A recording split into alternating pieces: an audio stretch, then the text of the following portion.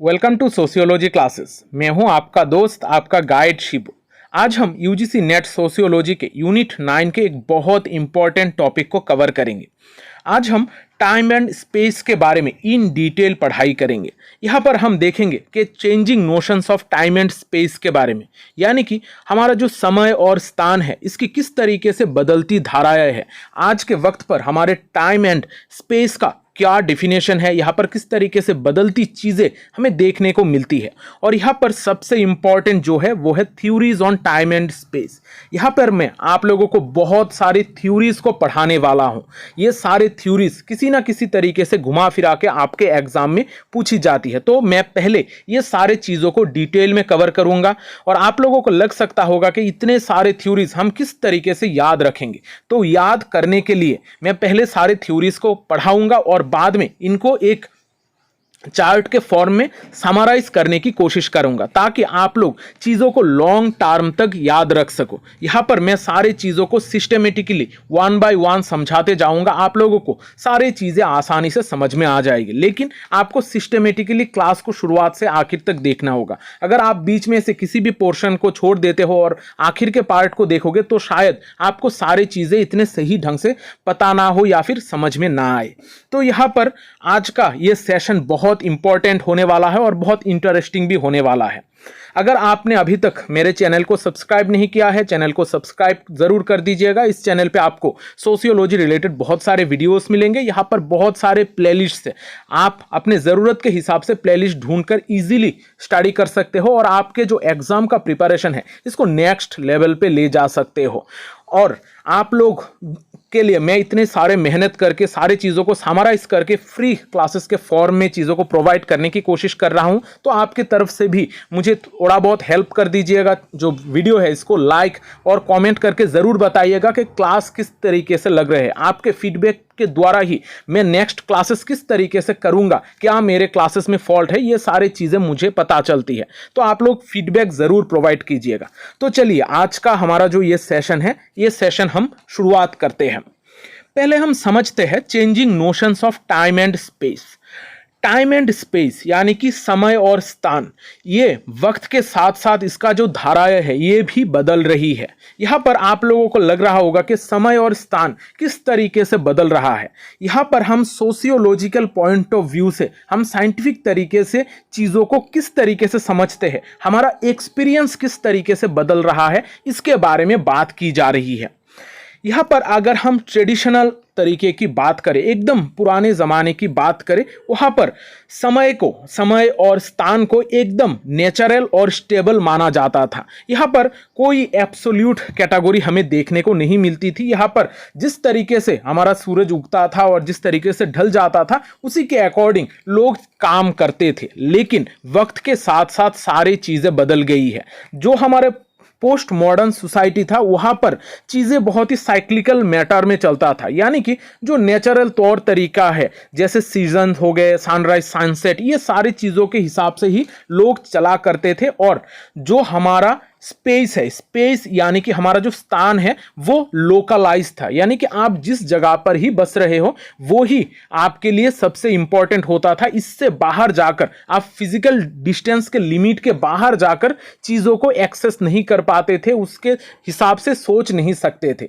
लेकिन आज का जो हमारा सोसाइटी है, मॉडर्न सोसाइटी है, ये बहुत बदल चुका है। मॉडर्न साइंस के डेवलपमेंट के साथ साथ हम इंडस्ट्रियलाइजेशन और टेक्नोलॉजिकल इनोवेशन बहुत ज़्यादा देखते हैं। जैसे हम आजकल ट्रेन या फिर प्लेन में बैठकर एक जगह से, वर्ल्ड के एक कोने से दूसरे कोने तक पहुंच सकते हैं। बहुत सारे स्पेस रिसर्च ऑर्गेनाइजेशन है जो एक जगह से दूसरे जगह, दूसरे स्पेस में या फिर जो मार्स है वहां पर लोगों को ले जाने की बात कर रहा है। तो स्पेस का जो कॉन्सेप्ट है, पहले जो लोकलाइज था, आज ये टेक्नोलॉजिकल इनोवेशन के वजह से बहुत ज़्यादा बदल गया है। आप अपने घर में बैठकर दूसरे जगहों पर क्या क्या घटनाएं घट रही है, दूसरे जगहों पर क्या क्या चीज़ें हो रही है, वो सारी चीज़ें एक्सेस कर पाते हो। आपके दोस्त अगर कोई अमेरिका में बैठा है, उनके साथ भी आप वीडियो कॉन्फ्रेंसिंग के जरिए उनके साथ भी बात कर सकते हो। तो ये जो टाइम एंड स्पेस का कॉन्सेप्ट है, ये मॉडर्न साइंस के साथ साथ बहुत ज़्यादा बदल चुका है। तो यहाँ पर इसी स्पेस को लेकर एक और तरीके का, एक अलग तरीके का सब डिसिप्लिन हमें सोशियोलॉजी में देखने को मिलता है, जो है सोशियोलॉजी ऑफ स्पेस।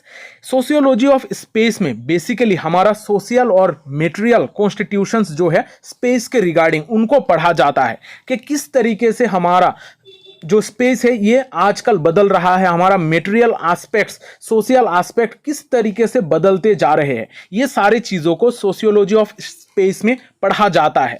यहाँ पर बेसिकली हमारा प्रैक्टिकली सोसाइटी में क्या बदलाव आ रहे हैं, कौन सा वो इंस्टीट्यूशनल फोर्सेस है, मेटेरियल कॉम्प्लेक्सिटीज है जो हमारे ह्यूमन के बीच में जो स्पेस है उनके साथ इंटरेक्शन करने में मदद करता है। यानी कि हमारा जो सोसाइटी में बदलता हुआ स्पेस का कॉन्सेप्ट है, इसको समझने में, इसको पढ़ने में सोशियोलॉजी ऑफ स्पेस हमें मदद करता है और स्पेस को एक अलग तरीके का व्यू पॉइंट के द्वारा समझाने की कोशिश करता है। अब हमारी साइंस एंड टेक्नोलॉजी बहुत ज़्यादा डेवलप हो रही है। अब साइंस एंड टेक्नोलॉजी के डेवलपमेंट के वजह से हमारा जो टाइम और स्पेस है ये दोनों ही बहुत ज़्यादा अफेक्टेड हो रही है। अब टाइम किस तरीके से अफेक्टेड हो रही है या फिर टाइम में किस तरीके का इम्पैक्ट हम देखते हैं, यहाँ पर हम देखते हैं स्टैंडर्डाइजेशन। पहले एकदम पुराने ज़माने की अगर हम बात करें, जहाँ पर घड़ी की आविष्कार नहीं हुआ था, वहाँ पर लोगों का टाइम के कॉन्सेप्ट इतना ज़्यादा नहीं था। लोग सिर्फ सनराइज और सनसेट को ही आइडियल मानकर चलते थे। लेकिन जब से मैकेनिकल क्लॉक का इन्वेंशन हुआ है, वहाँ पर उस वक्त से ही लोगों ने घंटा, मिनट, ये सारे कॉन्सेप्ट को धीरे धीरे समझना स्टार्ट किया। खास करके इंडस्ट्रियलाइजेशन के वजह से वहां पर वर्कर किस तरीके से काम करेंगे, कितने टाइम तक काम करेंगे, ये सारी चीजें स्टैंडर्डाइज हो गई है। आज भी, आज के वक्त अगर आप कोई काम करते हो सिर्फ सनराइज या फिर सनसेट को देखकर नहीं, आप अपने आवर के हिसाब से चीजों को डिवाइड करते हो और उसी के अकॉर्डिंग ही एक्ट करते हो। तो हमारा जो टाइम है ये बहुत ज़्यादा स्टैंडर्डाइज हो चुका है। यहाँ पर हम एक्सीलरेशन देख सकते हैं।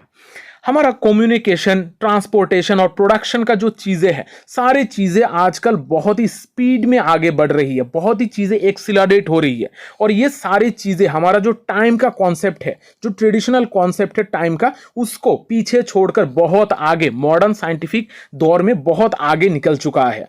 यहाँ पर हम 24/7 कल्चर देखते हैं। यानी कि यहाँ पर बहुत सारे आप देखोगे कि ऑफिसेज वगैरह या फिर मॉल वगैरह 24/7 यानी कि सारा दिन खुला रहता है। बहुत सारे कल्चरल एक्टिविटीज सारा दिन होती रहती है। तो यहाँ पर जो टाइम का कॉन्सेप्ट है ये टेम्पोरल बाउंड्री के बाहर जाकर आजकल कॉन्टिन्यूअस एक्टिविटी में हम जुड़ चुके हैं। हमारा जो लाइफ है वो कॉन्टिन्यूअसली 24 आवर तक चलता रहता है। हम रात में भी काम करते हैं, दिन में भी काम करते हैं। तो अलग अलग तरीके का एक्टिविटीज हम डिफरेंट टाइम पीरियड पर करते हैं। तो यहाँ पर टाइम बहुत ज़्यादा चेंज हो चुका है। अब साइंस एंड टेक्नोलॉजी का हमारे स्पेस यानी कि हमारा स्थान के ऊपर किस तरीके का इम्पैक्ट दे रहा है, यहाँ पर हम ग्लोबल श्रिंकिंग देखते हैं। हमारे टेक्नोलॉजी के वजह से जो हमारा डिस्टेंस है, स्पेटियल डिस्टेंस यानी कि स्थानिक जो डिस्टेंस होता है लोगों के बीच में, ये दिन ब दिन घटती जा रही है। जैसे मुझे अगर किसी दूसरे कंट्री में जाना है तो मैं प्लेन में बैठकर कम वक्त में ही वो दूरी तय कर सकता हूँ। मुझे पैदल चलकर जाने की ज़रूरत नहीं होती है।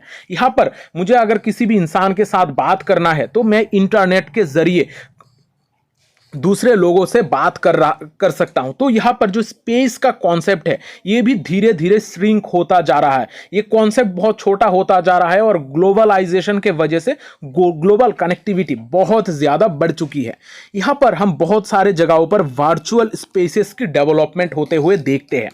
बहुत सारे ऐसी कम्युनिटीज़ है जो फिजिकल नहीं होती है, फिजिकली उनका कोई एग्जिस्टेंस नहीं होती है, लेकिन फिर भी हम उन स्पेसेस का पार्ट होते हैं। जैसे आप अपना ऑनलाइन कम्युनिटी हो गया या फिर आपका कोई ऑनलाइन ग्रुप हो गया, वो सारी चीज़ों का आप हिस्सा हो। आप अगर कोई फैन क्लब का हिस्सा हो तो भी आप उस वर्चुअल कम्युनिटी का पार्ट हो। तो वर्चुअल स्पेसेस का कॉन्सेप्ट बहुत ज़्यादा बढ़ चुका है इन इंटरनेट के डेवलपमेंट के वजह से।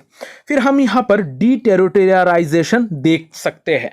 यहाँ पर पहले जो सारे लोग एक जगह पर एक ही लोकेशन के ऊपर डिपेंड करते थे, वो उस लोकेशन का ही हिस्सा है, इस तरीके का सोच रखते थे। लेकिन इंटरनेट के डेवलपमेंट के वजह से हमारा जो ये टेरिटरी का जो कॉन्सेप्ट है, एक पर्टिकुलर स्पेसिफिक लोकेशन का जो कॉन्सेप्ट है, ये बहुत ही बदल चुका है। आजकल हम अपने आप को एक ग्लोबल कम्युनिटी का हिस्सा समझते हैं। हम सिर्फ किसी एक कंट्री का नहीं, हम इस वर्ल्ड के इंसान है, इस तरीके का एक कॉन्सेप्ट रखते हैं। अलग अलग कम्युनिटीज का हम हिस्सा बनते हैं जो वर्ल्ड के बेसिस पे काम करती है। तो आप सिर्फ एक स्पेसिफिक टेरिटोरी से बिलोंग करते हो, इस तरीके का कॉन्सेप्ट से बाहर जाकर भी हम आजकल सोच सकते हैं। तो टाइम और स्पेस के ऊपर साइंस एंड टेक्नोलॉजी का बहुत ज्यादा इंपैक्ट हम देखते हैं। अब यहाँ पर हमने टाइम एंड स्पेस का जो कॉन्सेप्ट है इसको समझा है, इसकी बदलती धाराओं को यहाँ पर समझने की कोशिश की है। अब हम देखते हैं theories on time and space. Time and space के रिगार्डिंग बहुत सारे थ्योरीज है, बहुत सारे थिंकर्स है जिन्होंने इसके ऊपर काम किया है। यहाँ पर हम 9 थ्योरीज को कवर करने वाले हैं। ये जो 9 थ्योरीज है ये बहुत इंपॉर्टेंट है और इनको हमें समझना बहुत ज़्यादा ज़रूरी हो जाता है। यहाँ पर जो 9 थ्योरीज की मैं बात कर रहा हूँ, इनको उनके नाम के साथ साथ जो भी थिंकर ने इसको दिया है और उस थ्योरी का क्या नाम है उसको पहले याद रख लीजिएगा, क्योंकि एग्जाम में डायरेक्टली सिंपली ये जो आपके सामने एक चार्ट है, चार्ट जैसा है, इससे ही सिंपली बहुत बार क्वेश्चन पूछा गया है। आप अगर थ्योरी का नाम और कौन से थिंकर ने उस थ्योरी को दिया है वो भी जान लोगे, तब भी आप बहुत सारे कॉन्सेप्ट को समझ सकते हो, बहुत सारे क्वेश्चन का आंसर कर सकते हो। तो यहां पर हम देखेंगे डेविड हार्वे का time and space compression, Anthony Giddens का टाइम स्पेस डिस्टेंसिएशन, मार्सन मैक्लुहान का ग्लोबल विलेज, जिगमेंट बोवेन का लिक्विड मॉडर्निटी, जीन बॉड्रिलार्ड का सिमुल्क्रा एंड हाइपर रियलिटी, मैनुअल कसल का स्पेस ऑफ फ्लोज, पॉल विरिलियो का ड्रोमोलॉजी जिसको साइंस ऑफ स्पीड भी कहा जाता है, नेक्स्ट है हेनरी लेफेवेबर का प्रोडक्शन ऑफ स्पेस, और आखिर में है एडवर्ड टी हॉल का प्रोक्सेमिक्स एंड कल्चरल टाइम। ये जो सारे थ्योरीज है इनका नाम आप लोग पहले नोट डाउन कर लीजिएगा। ये पहले आपको ये समझना है, इनको आपको पहले याद करना है और फिर जाकर आपको बाकी जो थ्योरीज है उनको समझना है। तो एक एक करके हम सारे थ्योरीज को समझने की कोशिश करते हैं। पहला जो थ्योरी है वो है डेविड हार्वे का टाइम स्पेस कॉम्प्रेशन। अब कॉम्प्रेशन का मतलब क्या है? कॉम्प्रेशन का मतलब है संकोचन, यानी कि छोटा हो जाना। जो भी पहले टाइम एंड स्पेस का कॉन्सेप्ट है बड़ा होता था कि हम एक जगह से दूसरी जगह नहीं जा सकते हैं, स्पेस एक जगह पर लोकलाइज था, ये बहुत बदल चुका है। आज टाइम एंड स्पेस का जो कॉन्सेप्ट है ये कॉम्प्रेस हो चुका है। अब इस थ्योरी को दिया है डेविड हार्वे ने। डेविड हार्वे का जो सबसे इंपॉर्टेंट बुक है वो है the condition of post modernity. उन्होंने पोस्ट मॉडर्निटी के ऊपर काम किया था। उस बुक में उन्होंने दिखाया था कि किस तरीके से कैपिटलिज्म के आने के वजह से हमारा जो लाइफ का एक्सीलरेशन है वो बढ़ जाता है। कैपिटलिज्म किस तरीके से हमारे लाइफ में टाइम एंड स्पेस के कॉन्सेप्ट को एक्सीलरेट करता है, चेंज लाता है, इसके ऊपर डेविड हार्वे का काम था। तो यहां पर एक इंपॉर्टेंट की टर्म है कैपिटलिज्म, यानी कि कैपिटलिज्म के साथ टाइम एंड स्पेस को लिंक करने की कोशिश करते हैं डेविड हार्वे। अब टाइम स्पेस कॉम्प्रेशन का मतलब क्या होता है? हमारे सोसाइटी में बहुत सारे टेक्नोलॉजिकल इनोवेशंस हमें देखने को मिलता है, जैसे ट्रांसपोर्टेशन, कम्युनिकेशन फैसिलिटीज। ये सारे चीजों के वजह से हमारा जो टाइम एंड डिस्टेंस का कॉन्सेप्ट है, टाइम एंड स्पेस का कॉन्सेप्ट है, ये बहुत ही छोटा हो जाता है। यानी कि हम आज घर में बैठकर ग्लोबल दूसरे किसी कंट्री की बात कर सकते हैं, दूसरे किसी कंट्री में इजीली ट्रेवल कर सकते हैं। तो यहाँ पर हमारा जो टाइम एंड स्पेस है ये बहुत ही संकुचित हो चुका है, यानी कि कॉम्प्रेस्ड हो चुका है। तो टाइम स्पेस कॉम्प्रेशन के बारे में बात करते हैं डेविड हार्वे। अब डेविड हार्वे का जो की आइडिया है ये बेसिकली कैपिटलिज्म के साथ लिंक किया जाता है। डेविड हार्वे के हिसाब से जो हमारा कैपिटलिज्म है, कैपिटलिज्म हमारी सोसाइटी में एक ऐसा डिमांड लाता है जो हमारे सारी चीजों को एक्सिलरेट करता है, जैसे कि प्रोडक्शन, कंजम्पशन, कम्युनिकेशन, ये सारी चीजों को फास्ट कर देता है और हमारा जो सोशल लाइफ है इसको अलग तरीके का एक सोशल स्ट्रक्चर में फॉर्म कर देता है। तो यहां पर डेविड हार्वे का कहना है जो हमारा टाइम एंड स्पेस है ये कॉम्प्रेस कैपिटलिज्म के वजह से ही हो रहा है और हमारा लाइफ एक्सिलरेट हो रहा है। यहां पर एग्जाम्पल हम देख सकते हैं जैसे इंटरनेट ट्रांजैक्शंस। यहां पर आज अगर आपको पैसे किसी को देना है तो आपको किसी के सामने फिजिकली प्रेजेंट नहीं होना पड़ता है, आप ऑनलाइन दूसरे इंसान को पैसा ट्रांजिट कर सकते हो, उनको दे सकते हो। यहां पर ग्लोबल न्यूज, वर्ल्ड में अलग अलग कोने में क्या घटनाएं घट रही है वो सारे न्यूज आपके सामने सेकंड, मिनटों में आपके पास आकर पहुंच जाता है। तो ये सारी चीजें हो रही है टाइम स्पेस कॉम्प्रेशन के वजह से। नेक्स्ट जो कॉन्सेप्ट है वो है एंथनी गिडेंस का टाइम स्पेस डिस्टेंसिएशन। अब एंथनी गिडेंस ने टाइम स्पेस डिस्टेंसिएशन या फिर टाइम स्पेस सेपरेशन की बात की है। यहां पर ये कॉन्सेप्ट डेविड हार्वे का कॉन्सेप्ट से थोड़ा अलग है।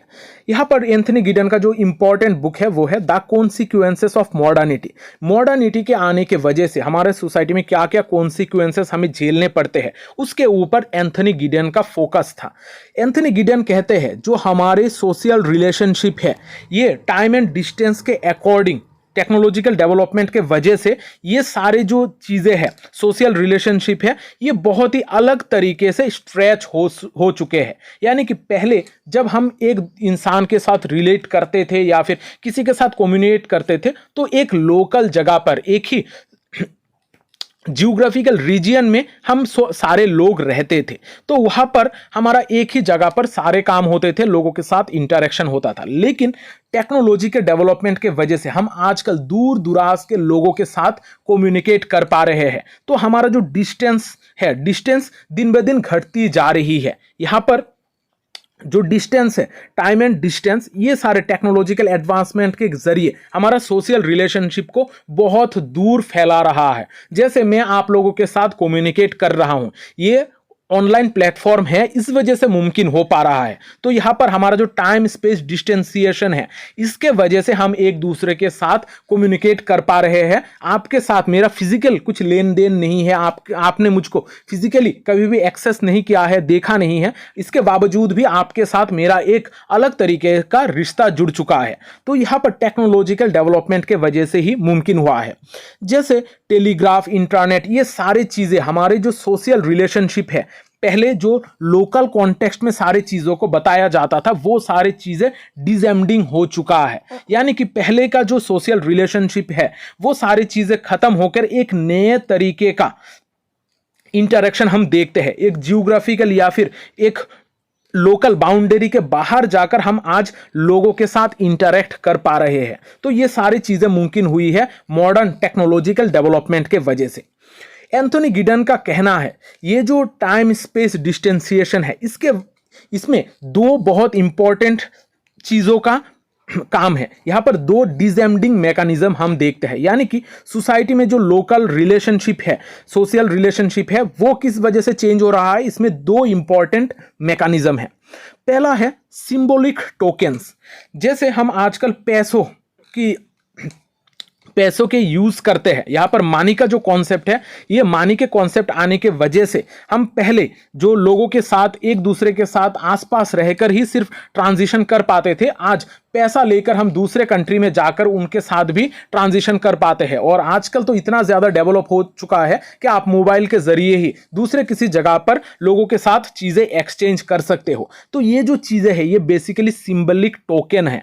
मैं अमेज़ॉन या फिर फ्लिपकार्ट से अगर कोई चीज़ें खरीदता हूं तो उनको ऑनलाइन में पैक कर देता हूं, तो यहाँ पर लोकल कनेक्शन की ज़रूरत नहीं पड़ती है। तो यहाँ पर जो सोशल रिलेशनशिप है मेरे और शॉप कीपर के बीच में ये इतना ज़्यादा फिजिकली नहीं है, मैं उनको जाने बगैर ही सारी चीज़ों को खरीद सकता हूँ। तो सिंबॉलिक टोकन्स बहुत ज़्यादा मदद करती है हमारी सोशल सिस्टम को डिसएंडिंग करने में। नेक्स्ट जो है वो है एक्सपर्ट सिस्टम। बहुत सारे एक्सपर्ट सिस्टम आजकल डेवलप हो रही है। जैसे हम टेक्निकल नॉलेज में बहुत सारे डेवलपमेंट देखते हैं, बहुत सारे मेडिकल फैसिलिटीज में भी डेवलपमेंट होते हुए देखते हैं। ये सारे एक्सपर्ट सिस्टम के वजह से हमारा सोशल रिलेशन आजकल लोकल कॉन्टेक्स्ट में बटा हुआ नहीं है। हम कोई भी अगर हमें काम करना हो तो हम किसी एक्सपर्ट इंसान के पास ही जाते हैं, तो उनके साथ कनेक्ट करके ही हम हमारा काम को कर लेते हैं। जैसे अगर मैं बीमार पड़ गया तो किसी डॉक्टर के पास जाऊंगा, ना कि मैं लोकल किसी इंसान के पास। तो यहां पर जो कनेक्शन है, सोशल रिलेशनशिप है, ये बहुत ज्यादा चेंज हो रही है। तो एंथनी गिडेन का कहना है ये जो टाइम एंड स्पेस है ये आजकल सेपरेटेड हो चुकी है। यहां पर हम डिस्टेंसिएशन देख सकते हैं, सेपरेशन देख सकते हैं टाइम एंड स्पेस के बीच में। जो हमारे सोशल सिस्टम के जो फंक्शनिंग है इसको फिजिकल बाउंड्री के बाहर ले जाकर इसको फंक्शनिंग करा रहा है। नेक्स्ट जो कॉन्सेप्ट है वो है मार्शल मैक्लुहान का ग्लोबल विलेज। मार्शल मैक्लुहान बेसिकली एक मीडिया साइंटिस्ट है, इन्होंने ज़्यादातर अपना थ्योराइजिंग मीडिया को इर्द गिर्द में ही, यानी कि मीडिया को स्टडी कर कर ही उन्होंने डेवलप किया है। तो मार्शल मैकलुहान का जो इंपॉर्टेंट बुक है वो है understanding media the extension of man. यहाँ पर उन्होंने मीडिया को समझने की बात की थी कि जो हमारा वर्ल्ड है वो मीडिया टेक्नोलॉजी के डेवलपमेंट के वजह से किस तरीके से चेंज होता है, उनके ऊपर मैकलुहान ने बहुत ज़्यादा फोकस किया था।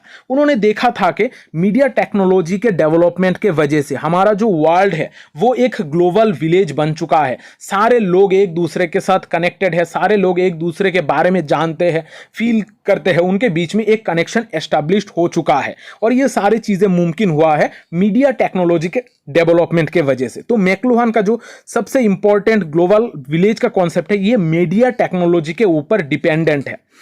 मैकलुहान के हिसाब से जो हमारा इलेक्ट्रॉनिक मीडिया है जैसे टेलीविजन, इंटरनेट, ये सारी चीज़ें हमारा टाइम एंड स्पेस का जो वेरियर है इसको ख़त्म कर देता है और हमारा जो कम्युनिटी है इसको एक ग्लोबल कम्युनिटी बना देता है, जो एक ग्लोबल विलेज में फॉर्म हो जाता है। सारे लोग एक दूसरे के साथ यहाँ पर कनेक्टेड फील करते हैं। अब यहाँ पर अगर हम मैकलुहान का की आइडिया को समझे, यहाँ पर उन्होंने ज़्यादातर मीडिया के ऊपर फोकस किया है।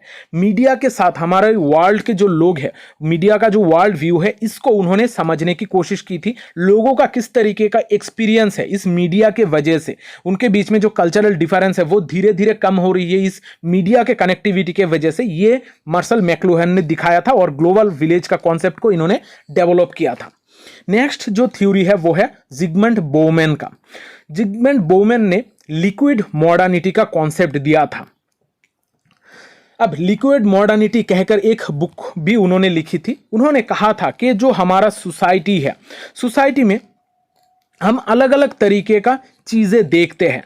पहले हमारा जो सोशल स्ट्रक्चर था वो बहुत ही रिजिड था, वो इतना ज़्यादा चेंज नहीं होता था। सोसाइटी के जो लोग थे वो एक रिजिड स्ट्रक्चर में फंसे हुए थे। लेकिन आज के जो हमारा दौर है यहाँ पर टेक्नोलॉजी के डेवलपमेंट की वजह से हम हमारे social structure, identity, way of life, ये सारे चीज़ों में बहुत ज़्यादा चेंजेस देखते हैं। हमारा आजकल का जो सोशल स्ट्रक्चर है ये बहुत ज़्यादा फ्लेक्सिबल है। यहाँ पर जो पास्ट में जो रिजिड सिस्टम था उतना ज़्यादा रिजिड आज नहीं रहा है। हम सारे चीज़ों को आजकल एक्सेप्ट कर पाते हैं। हम अपने हिसाब से, अपने तौर तरीकों से जी सकते हैं। कोई हमारे सोसाइटी में कल्चर में क्या कह रहा है उसके मुताबिक ही मुझे चलना होगा, इस तरीके का व्यू पॉइंट नहीं है। तो यहाँ पर जिगमंड बोवेन ने दिखाया था कि हमारा सोसाइटी में सारी चीज़ें किस तरीके से फ्लेक्सिबल हो चुकी है।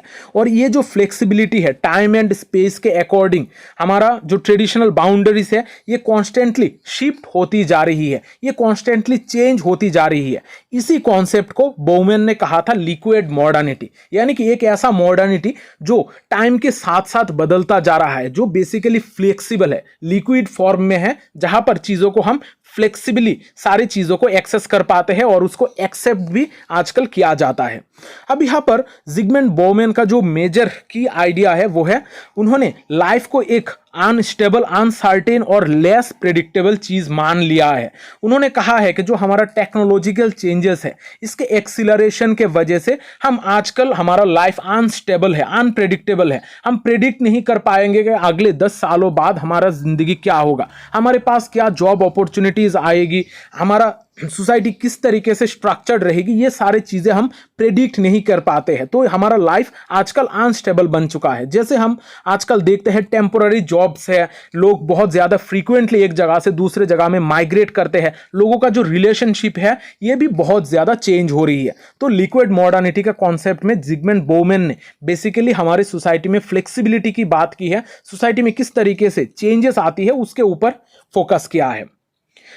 नेक्स्ट जो थ्योरी है वो है जीन बॉड्रिलार्ड का सिमुलक्रा एंड हाइपर रियलिटी। अब जीन बॉड्रिलार्ड का ये जो थ्योरी है ये बहुत इंपॉर्टेंट है, बहुत बार एग्जाम में पूछा भी गया है। जीन बॉड्रिलार्ड का जो बुक है उसका नाम है सिमुलक्रा एंड सिमुलेशन। इस बुक में उन्होंने दिखाया था कि हमारा रियलिटी किस तरीके से शेप्ड हो रही है, यानी कि हमारा एक ऐसा मॉडल के बारे में उन्होंने बात किया है कि किस तरीके से हमारा जो रियलिटी है वो अलग तरीके से रिप्रेजेंट किया जाता है। हमारा पुराने ज़माने में जो सोसाइटी है, जिस तरीके का रियलिटी के बारे में हम बात करते थे, हम हमारे हिसाब से रियल रहते थे, आज के वक्त पर वो कॉन्सेप्ट बहुत ज़्यादा बदल गया है। हाइपर रियलिटी का मतलब है एक ऐसा मीडिया सिमुलेशन सिस्टम जहां पर हम दूसरे किसी रियलिटी में जीना पसंद करते हैं, यानी कि हम खुद को अपना प्रेजेंट में ना रखकर जो मीडिया हमें जिस तरीके से प्रेजेंट कर रहा है या फिर हमें सोचने में मदद कर रहा है, उसी के अकॉर्डिंग हम हमारी रियलिटी को प्रिपेयर कर लेते हैं। जैसे कि आज के वक्त पर हम देखते हैं कि इन्फ्लुएंसर एक कल्चर बन चुका है, यानी कि यहाँ पर एक इन्फ्लुएंसर होता है, वो जिस तरीके से बिहेव करता है, एक्ट करता है, लोग उसी को ही कॉपी करते हैं। वर्चुअल वर्ल्ड में क्या घटनाएं घट रही है, जैसे आप देखोगे कि आपके फेसबुक में जो भी लोग पोस्ट कर रहे हैं, वो किसी जगह पर घूमने जा रहे हैं, अच्छा अच्छा खाना खा रहे हैं, तो आप भी उसी तरीके से सोच रखोगे कि मैं भी उसी तरीके से बिहेव करूंगा। आपका आसपास का प्रैक्टिकल वर्ल्ड आपको क्या दिखा रहा है, इसके ऊपर आप डिपेंड नहीं हो, आपके ऊपर एक हाइपर रियलिटी काम कर रहा है, जो आपके खुद को आपके रियलिटी से बाहर ले जाकर सोचने में मदद कर रहा है। तो हमारा जो आसपास के जो मीडिया है, टीवी हो सकता है, इंटरनेट हो सकता है, किसी भी फॉर्म का मीडिया है, वो आपको एक अलग तरीके से फीलिंग प्रोवाइड करेगा। और इसी चीज को जीन बॉड्रिलार्ड ने हाइपर रियलिटी कहा था, यानी कि हमारा एक ऐसा इमेजिन्ड स्पेस, एक ऐसा जगह जहां पर हम अपने इमेजिनेशन में रहना पसंद करते हैं, हम यहां पर लोगों के साथ ऑनलाइन में इंटरेक्ट करते हैं, हमारा जो रियल वर्ल्ड है उससे बाहर जाकर एक अलग तरीके का रियलिटी यहां पर क्रिएट होती है। तो ये हाइपर रियलिटी के ऊपर जीन बॉड्रिलार्ड ने बहुत ज्यादा काम किया था। नेक्स्ट जो थ्योरी है वो है मैनुएल कसल का स्पेस ऑफ फ्लोज। मैनुएल कसल एक बहुत इंपॉर्टेंट थिंकर है जिन्होंने नेटवर्क सोसाइटी के ऊपर काम किया था। मैनुएल कसल का बुक का नाम ही है the rise of the network society. Network society जो बुक है उसमें उन्होंने डेवलप किया था, कहा था कि जो हमारा इंफॉर्मेशन एंड कम्युनिकेशन टेक्नोलॉजी है, इसके वजह से हमारा सोसाइटी बहुत ज़्यादा बदल रहा है। पहले जो सोसाइटी हमारा ट्रेडिशनल स्पेसेस के ऊपर ज़्यादातर विश्वास रखता था, वो सारी चीज़ें आजकल रिप्लेस हो रही है स्पेस ऑफ फ्लोज के द्वारा। यानी कि पहले हमारा कॉन्क्रीट स्पेसेस होती थी, यानी कि एक पर्टिकुलर प्लेस होता था जहां पर जियोग्राफिकल एरिया होता था जहां पर हम रहते थे, लेकिन आजकल टेक्नोलॉजी के डेवलपमेंट के वजह से वो रिप्लेस हो जा रही है हमारा स्पेस ऑफ फ्लोज के द्वारा। यानी कि कुछ ऐसी स्पेस स्थान जो हमारी रियलिटी में नहीं है, जहां पर हम अपने आप को खुद को ग्लोबल नेटवर्क के वजह से हम अपने आप को खुद को उस जगह से कनेक्टेड फील करते हैं। जैसे हमारा आजकल फ्लोज बहुत सारे देखते हैं, इंफॉर्मेशन, कैपिटल, ग्लोबल नेटवर्क, ये सारी चीजें फ्लो हो रही है, हम खुद को उस पार्ट का, उस चीज का हिस्सा समझते हैं। तो यहां पर मैनुएल कसल का कॉन्सेप्ट है कि जो हमारा पहले ट्रेडिशनल फिजिकल स्पेस है, ये आजकल रिप्लेस कर रही है स्पेस ऑफ फ्लोज के साथ। तो ये जो रिप्लेसमेंट है इसको थोड़ा आप लोग याद रखिएगा। यहाँ पर उनका की आइडिया है कि जो हमारा फिजिकल लोकेशन है ये आजकल लेस इंपॉर्टेंट बना जा रहा है।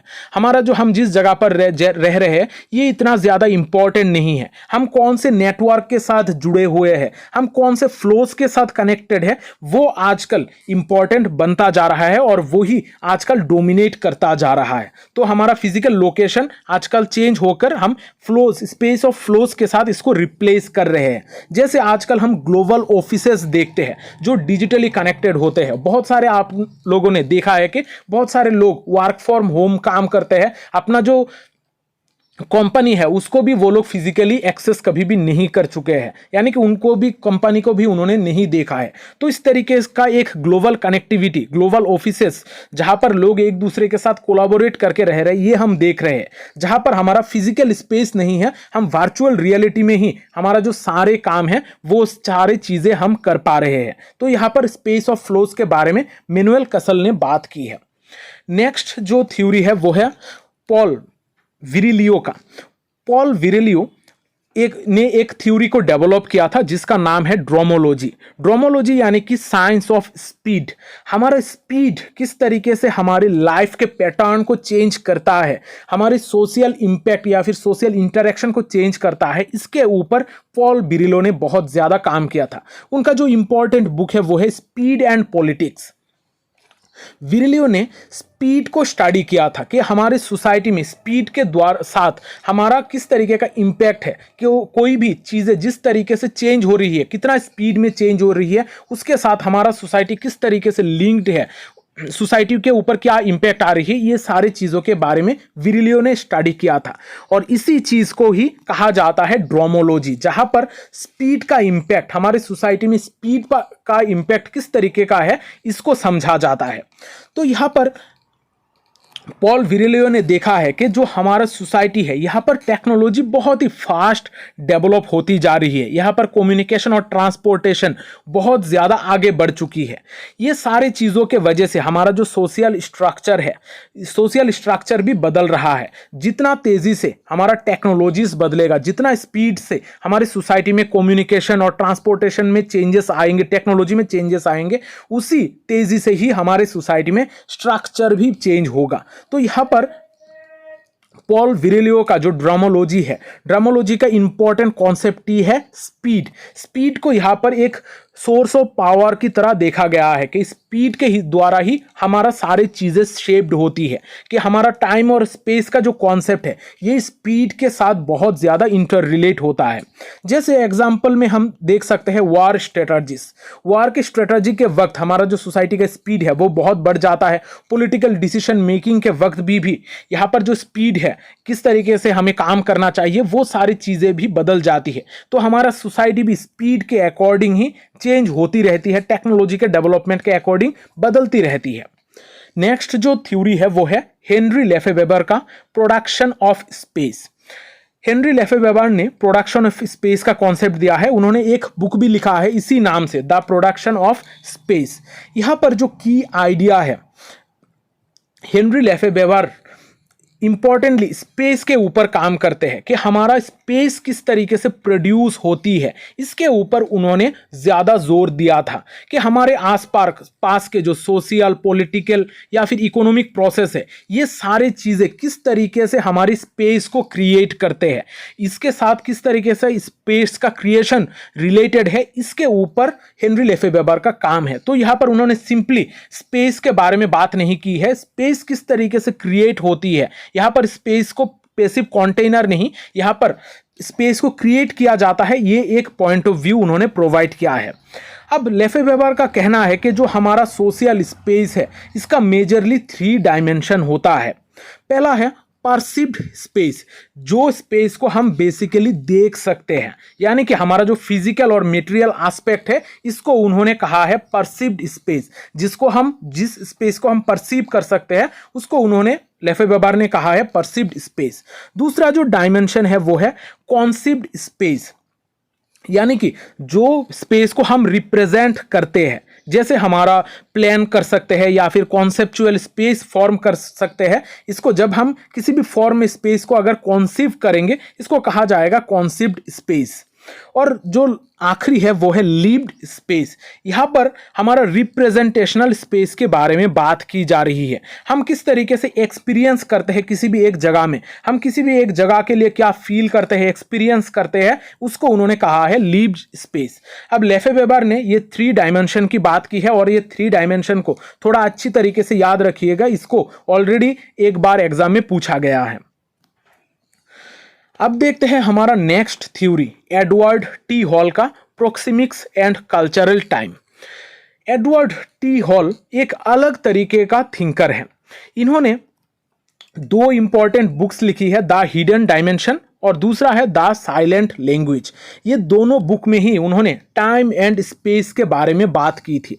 उन्होंने प्रोक्सिमिक्स का जो कॉन्सेप्ट है, इसको डेवलप किया था कि हम हमारे स्पेस को किस तरीके से परसीव करते हैं, इसको उन्होंने प्रोक्सिमिक्स के जरिए समझाने की कोशिश की थी। प्रोक्सिमिक्स एक ऐसा थ्योरी है जहां पर हमें किस तरीके से हमारा स्पेस को हम स्टडी कर सकते हैं, लोग किस तरीके से स्पेस को यूज कर सकते हैं, परसीव करते हैं, इसके बारे में यहाँ पर बात की जाती है। यहाँ पर हमारा पर्सनल स्पेस हो सकता है, पब्लिक स्पेस हो सकता है, इसके जरिए हमारा कल्चर किस तरीके से रिलेट करता है, हम इंटरपर्सनल कम्युनिकेशन में किस तरीके से स्पेस को यूज करते हैं, ये सारी चीजें हम प्रोक्सेमिक्स में ही स्टडी करते हैं। तो एडवर्ड टी हॉल ने प्रोक्सेमिक्स के बारे में बात की है और उन्होंने 4 डिस्टिंक्ट जोन के बारे में बात की है।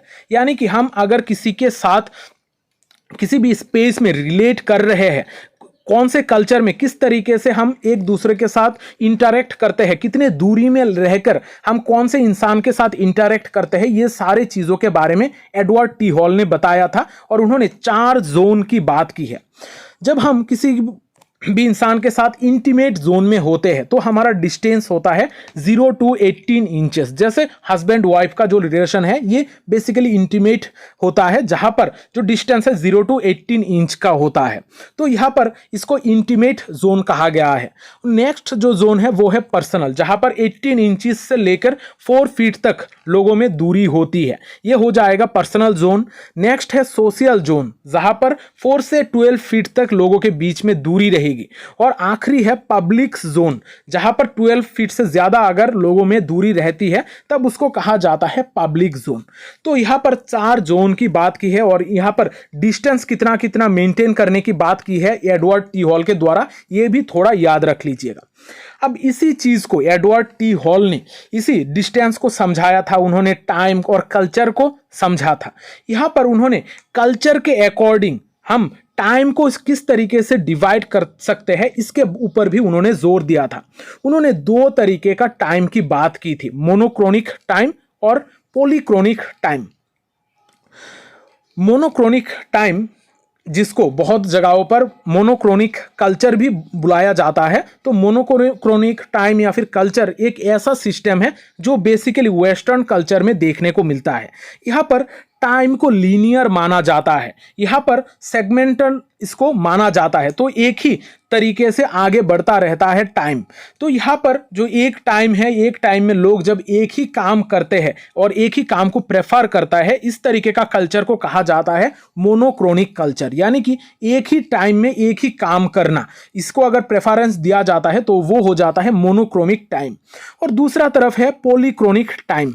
यहाँ पर जो टाइम है, एक ही टाइम को फ्लेक्सिबल माना जाता है और यहाँ पर एक ही टाइम में मल्टीपल टास्क के ऊपर जोर दिया जाता है। यानी कि सेम टाइम पीरियड पर ज्यादातर बहुत सारे काम को अगर एक साथ किया जाता है, उस तरीके का कल्चर को कहा जाएगा पॉलीक्रोनिक कल्चर। जैसे कि लैटिन अमेरिका, अरब, अफ्रीकन कल्चर, यहाँ पर बेसिकली पॉलीक्रोनिक टाइम के मुताबिक काम किया जाता है, या फिर वहां पर हम पॉलीक्रोनिक कल्चर देख सकते हैं। तो एडवर्ड टी हॉल का जो कॉन्सेप्ट है, इनको थोड़ा अच्छी तरीके से ध्यान से पढ़िएगा, इनसे एग्जाम में क्वेश्चन पूछे जाने के चांसेस बहुत ज्यादा है। तो यहाँ पर हमने बहुत सारे थ्योरीज को पढ़ा है। अब ये जो सारे थ्योरीज को हमने पढ़ा है, आप लोगों को अभी भी इनमें बहुत सारे कंफ्यूजन हो रही होगी। आप लोगों को दिमाग में ये घूम रहा होगा कि कौन से थिंकर ने कौन सी बात बताई है। तो इस वजह से मैंने सारे चीज़ों को सिंप्लीफाई करने के लिए एक टेबल के फॉर्म में सारी चीज़ों को प्रेजेंट करने की कोशिश की है, ताकि आपको इजीली सारे चीज़ें याद रखने में मदद हो, सारी चीज़ें रिवाइज करने में मदद हो। तो अब हम देखते हैं कि यहाँ पर जो भी थ्योरीज और थिंकर्स को हमने पढ़ा है, उनका क्या क्या मेन आइडियाज है, उनका थ्योरीज क्या है। पहला जो थिंकर है वो है डेविड हार्वे। डेविड हार्वे ने टाइम स्पेस कॉम्प्रेशन के बारे में बात की थी। उन्होंने बेसिकली कैपिटलिज्म और टेक्नोलॉजी को रिलेट करने की कोशिश की थी। हमारा लाइफ में कैपिटलिज्म के वजह से कितना स्पीड अप हुआ है, हमारा लाइफ कितना ज़्यादा एक्सिलरेट होता है, इसके बारे में डेविड हार्वे बात करते हैं। और हमारा टाइम स्पेस कॉम्प्रेशन, यानी कि जो हमारा वर्ल्ड का आज का टाइम एंड स्पेस का कॉन्सेप्ट है, ये धीरे धीरे छोटा होता जा रहा है, सारे लोग एक जगह पर एक ही चीज़ को मान रहे हैं, ये डेविड हार्वे का कहना है। नेक्स्ट जो थिंकर है वो है Anthony Giddens. Anthony Giddens time space distanciation या फिर टाइम स्पेस सेपरेशन की बात करते हैं। यहां पर एंथनी गिडेन का कहना है जो हमारा टाइम एंड स्पेस है, ये आजकल सोशल रिलेशनशिप में स्ट्रेच हो चुका है, यानी कि हम बहुत दूर दूर के जो लोग हैं उनके साथ भी आजकल कनेक्टेड फील करते हैं। यहाँ पर वो डिस्टेंसिएशन के ऊपर ज़्यादा जोर देते हैं। हमारे आसपास के लोगों के साथ साथ हम आज दूर दराज के लोगों के साथ भी कनेक्टेड फील कर रहे हैं। हमारा जो दूरी है वो दूरी आजकल धीरे धीरे कम हो रही है और लोगों का जो सोशल रिलेशनशिप है ये बहुत ज़्यादा बाउंड्री के, जियोग्राफिकल बाउंड्री के बाहर जाकर भी हम देख सकते हैं इस मॉडर्निटी के वजह से। नेक्स्ट है मार्शल मैकलुहान, जिन्होंने ग्लोबल विलेज का कॉन्सेप्ट दिया था। मार्शल मैकलुहान बेसिकली एक मीडिया साइंटिस्ट है जिन्होंने मीडिया के ऊपर काम किया था। उन्होंने दिखाया था कि मीडिया के वजह से किस तरीके से जो वर्ल्ड के अलग अलग लोग हैं एक दूसरे के साथ कनेक्टेड फील करते हैं और इसी के दौरान हमारा एक connective world, connective globe create होती है, जिसको उन्होंने ग्लोबल विलेज कहा था। नेक्स्ट थिंकर है जिगमंड बोवेन। जिगमंड बोवेन ने लिक्विड मॉडर्निटी की बात की थी। उन्होंने कहा था जो हमारा मॉडर्न लाइफ है ये फ्लूइड है, यहाँ पर टाइम एंड स्पेस के बाउंड्रीज जो है वो दिन ब दिन खत्म हो रहे हैं और मॉडर्निटी के अकॉर्डिंग हम दूसरे लोगों के साथ इंटरेक्ट कर पा रहे हैं और हमारा जो सोसाइटी है ये बहुत ज़्यादा फ्लेक्सिबल बन चुकी है, इतना ज़्यादा रिजिड नहीं रहा। नेक्स्ट थिंकर है जीन बॉड्रिलार्ड। जीन बॉड्रिलार्ड का कॉन्सेप्ट है हाइपर रियलिटी। हाइपर रियलिटी में उन्होंने दिखाया है कि जो हमारा रियलिटी है, मीडिया हमें जिस तरीके से प्रेजेंट करती है उसी के अकॉर्डिंग हम चेंज हो जाते हैं। मीडिया हमें जिस तरीके से चीज़ों को दिखाती है उसी के अकॉर्डिंग हमारा रियलिटी फॉर्म होता है, जो वास्तव में नहीं होता है लेकिन हम उस रियलिटी के साथ रिलेट करते हैं। जैसे कि हमारा इन्फ्लुएंसर लाइफ या फिर हमारा सोशल मीडिया लाइफ, उसी के अकॉर्डिंग हमारा व्यू पॉइंट हो जाता है और हम हाइपर रियलिटी में चले जाते हैं। हमारा वास्तव जो दुनिया है, जो ओरिजिनल रियलिटी है, उससे बाहर जाकर एक और रियलिटी हमारा तैयार हो जाता है। नेक्स्ट जो थिंकर है वो है जीन बॉड्रिलार्ड। जीन बॉड्रिलार्ड के बारे में हमने अभी देख लिया है। अब हम देखते हैं मैनुअल कैसल के बारे में। मैनुअल कैसल का जो थ्योरी है ये है स्पेस ऑफ फ्लोज। उन्होंने स्पेस ऑफ फ्लोज के बारे में बात की है। तो स्पेस ऑफ फ्लोज में बेसिकली हमारा जो वर्ल्ड है, जो ट्रेडिशनल स्पेस है जहां पर हम फिजिकल जियोग्राफिकल स्पेस के बारे में बात करते हैं, ये चेंज हो रहा है हमारा स्पेस ऑफ फ्लोज के साथ। जैसे हमारा सोशल लाइफ है या फिर कम्युनिकेशन लाइफ है जहां पर हम इंटरनेट के द्वारा लोगों के साथ कनेक्ट कर रहे हैं, हमारा जॉब वगैरह सारे इंटरनेट के द्वारा ही रन हो रही है, तो ये जो स्पेस है ये हमारा फ्लोज के साथ चल रहा है। तो मैनुअल कैसल का कहना है हमारा ट्रेडिशनल स्पेस को रिप्लेस कर रहा है स्पेस ऑफ फ्लोज। यहां पर फिजिकल स्पेस को डोमिनेट किया जा रहा है डिजिटल फ्लोज के द्वारा। नेक्स्ट है पॉल विरिलो। पॉल विरिलो ने ड्रामोलॉजी की बात की है, यानी कि साइंस ऑफ स्पीड। स्पीड के ऊपर उनका ज़्यादा फोकस था। स्पीड के जरिए हमारा सोसाइटी किस तरीके से चेंज हो रहा है और उन्होंने पावर का स्ट्रक्चर बेसिकली स्पेस के साथ, स्पीड के साथ ही रिलेट करता है, ये उन्होंने दिखाया था। नेक्स्ट जो थिंकर है वो है इमाइल डुर्खेम। इमाइल डुर्खेम के बारे में हमने नहीं पढ़ा है, लेकिन यहाँ पर इसको इंक्लूड करना ज़रूरी है क्योंकि इमाइल डुर्खेम ने भी टाइम एंड स्पेस के बारे में बात की है। यहाँ पर उन्होंने social construction of time and space की बात की है, यानी कि सोशली टाइम एंड स्पेस को किस तरीके से कॉन्स्ट्रक्ट किया जाता है, इसके ऊपर उन्होंने फोकस किया था। उन्होंने अपने book the elementary forms of religious life में दिखाया था कि अलग अलग रिलीजियंस किस तरीके से सोशली टाइम एंड स्पेस को क्रिएट करते हैं, अलग अलग ग्रुप के हिसाब से, रिलीजन के हिसाब से किस तरीके से टाइम एंड स्पेस का कॉन्सेप्ट चेंज हो रहा है। तो यहाँ पर इमाइल डुर्खेम ने टाइम एंड स्पेस को अलग अलग कैटेगरीज में डिवाइड किया है और उन्होंने दिखाया है कि सोशल इंटरेक्शन के द्वारा किस तरीके से हमारा अलग अलग कैटेगरीज में स्पेस को और टाइम को हम डिवाइड कर सकते हैं। यानी कि टाइम एंड स्पेस का कॉन्सेप्ट को उन्होंने सोशल इंटरेक्शन के साथ जोड़ने की कोशिश की थी और इसी के अकॉर्डिंग उन्होंने इसको समझाने की भी कोशिश की थी। नेक्स्ट जो थ्योरिस्ट है वो है Edward T hall. Edward T hall ने प्रोक्सिमिक्स एंड कल्चरल टाइम की बात की थी। वहां पर उन्होंने दिखाया है कि जो हमारा टाइम है, टाइम और स्पेस है, ये कल्चर के साथ रिलेट होती है। यानी कि हमारा कल्चर जिस तरीके से होगा, हमारा टाइम और स्पेस का कॉन्सेप्ट भी उसी तरीके से ही डेवलप होगा। उन्होंने दो तरीके का टाइम जोन की बात की है, जहां पर पॉलीक्रोनिक और मोनोक्रोमिक टाइम दिखाया था और उसी के अकॉर्डिंग जो कल्चर है उसको उन्होंने पॉलीक्रोनिक एंड मोनोक्रोनिक कल्चर कहा था। और इसके अलावा भी उन्होंने 4 डिफरेंट जोन की बात की थी और वो जोन के हिसाब से हम किस तरीके से कौन से इंसान के साथ किस तरीके से रिलेट करते हैं उसके ऊपर भी उन्होंने फोकस किया था। तो यहाँ पर हमने बहुत सारी चीज़ें समझी है। आशा करता हूँ जो मैंने आज के क्लास में जो भी चीज़ें समझाई है ये सारी चीज़ें आप लोगों को समझ में आई है। अगर फिर भी दिक्कत है आप लोग क्लास को रिपीट करके वापस से देखना, क्योंकि आज का जो क्लास है ये बहुत इंपॉर्टेंट है। इससे आप लोगों को एग्जाम में एक क्वेश्चन देखने को ज़रूर मिलेगा। तो यहाँ पर मैंने बहुत सारी चीज़ें पढ़ाई है। तो अब हम देखते हैं important books on time and space. Time and space के रिगार्डिंग बहुत सारे बुक्स है। यहाँ पर मैंने हर थिंकर के रिगार्डिंग बुक्स को पढ़ाया है और इसको मैंने एक लिस्ट के फॉर्म में प्रोवाइड करने की कोशिश की है ताकि आप लोग ये सारी चीज़ें एक ही जगह पर आप लोगों को मिल जाए। जैसे जॉर्ज जिमल का एक बुक है। जॉर्ज जिमल ने the metropolis and mental life के बारे में लिखा है, जहां पर उन्होंने सोशियोलॉजी ऑफ स्पेस के ऊपर फोकस किया था कि स्पेस का जो सोशियोलॉजी है उसके बारे में जॉर्ज सिमल ने मेट्रोपोलिस एंड मेंटल लाइफ में बात की थी। फिर है मार्शल मैकलुहान का understanding media, Edward T Hall का the hidden dimension, Henri Lefebvre का the production of space, Paul Virilio का speed and politics, Jean Baudrillard ने सिमुलकेरा एंड सिमुलेशन बुक लिखा था, डेविड हार्वे ने the condition of post modernity, Anthony Giddens ने the consequences of modernity, Manuel Castells ने the rise of network society और Zygmunt Bauman ने liquid modernity ये book लिखी थी। अब यहाँ पर मैंने सारी चीज़ों को क्रोनोलॉजिकली अरेंज करके दिया है। यहाँ पर मैंने क्रोनोलॉजिकली इस वजह से अरेंज करके दिया है क्योंकि एग्जाम में हमें पूछा जाता है कि कौन सा बुक पहले आया था और कौन सा बुक बाद में आया था। तो बहुत सारे डिफरेंट तरीके से क्वेश्चन पूछे जाते हैं। अगर आपने प्रीवियस ईयर का क्वेश्चंस देखे तो आपको ये सारे चीज़ें पता चल जाएगा। तो यहाँ पर मेरा आज का जो क्लास है यहाँ पर मैं ख़त्म करता हूँ। अगर आपने चैनल को सब्सक्राइब नहीं किया है तो चैनल को ज़रूर सब्सक्राइब कर लीजिएगा और अगर टेलीग्राम चैनल को अभी तक ज्वाइन नहीं किया है उसको भी ज्वाइन ज़रूर कर लीजिएगा। वहाँ पर आप मुझसे कम्युनिकेट कर सकते हो। अगर कोई दिक्कत हो तो आप मुझसे वहाँ पर पूछ सकते हो।